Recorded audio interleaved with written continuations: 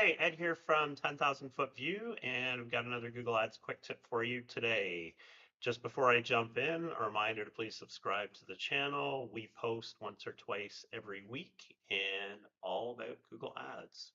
Okay, so today I want to talk about what Google's been doing probably for the last couple of years, but more so over the last kind of 6 months with broad match keywords. And if you're an advertiser, or in particular, if you manage a lot of different accounts, you're quite aware that Google's been pushing broad match keywords um, and trying to get everybody to switch. So I just want to make you aware today of kind of the different ways that they're trying to push you to do this in your account, and that you may activate this feature accidentally. So the first thing is there is now a broad match campaign setting that if you turn that on, it will automatically change all of your keywords to broad match. And it's not easy to turn it off once you've done it. You can do it, but it's a bit tricky. I'm not going to go into that today.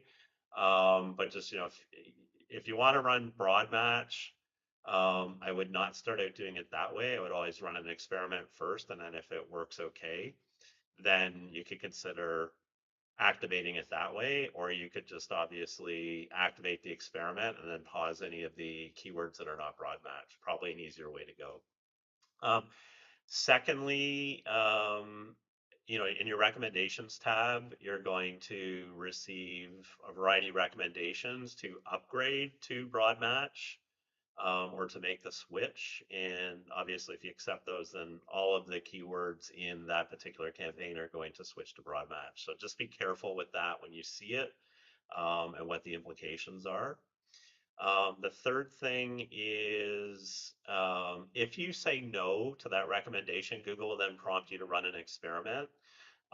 And you know what? Running an experiment isn't a bad idea. But I'd say, for most small accounts, you probably are not ready to run all broad match. Typically, all broad match works well in accounts where you're trying to scale up, right? So you don't have like a flat ad spend.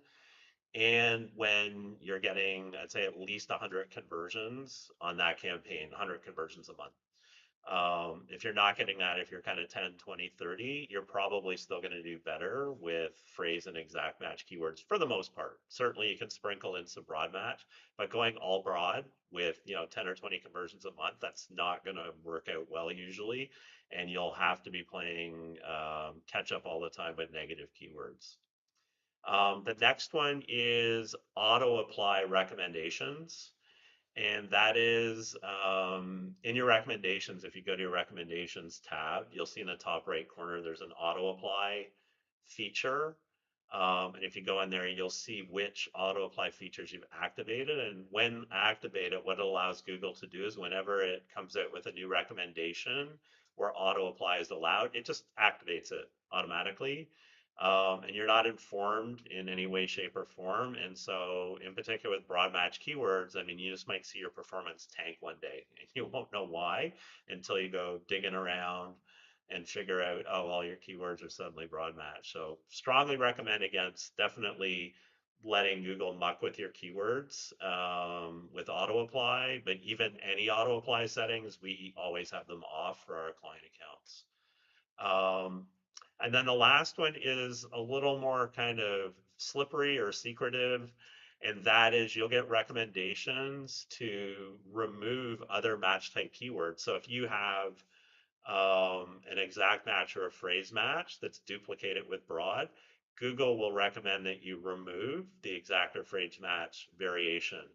And generally speaking, it will not affect targeting, but if you're using manual bidding, then that higher precision keyword, you'll no longer be able to set a bid for that specifically. If you're using automated bidding, less impact, but also, you may still want to see performance KPIs for a phrase match or an exact match version of that keyword, rather than the broad match, which is obviously capturing a bigger bucket of different queries. So we generally just dismiss any recommendations to remove match type keywords when there's duplicates.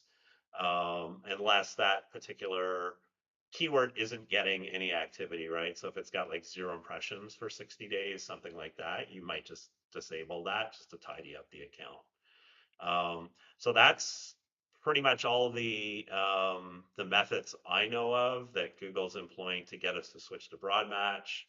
The other big one, of course, is reps. Reps are constantly reaching out, recommending you go all broad.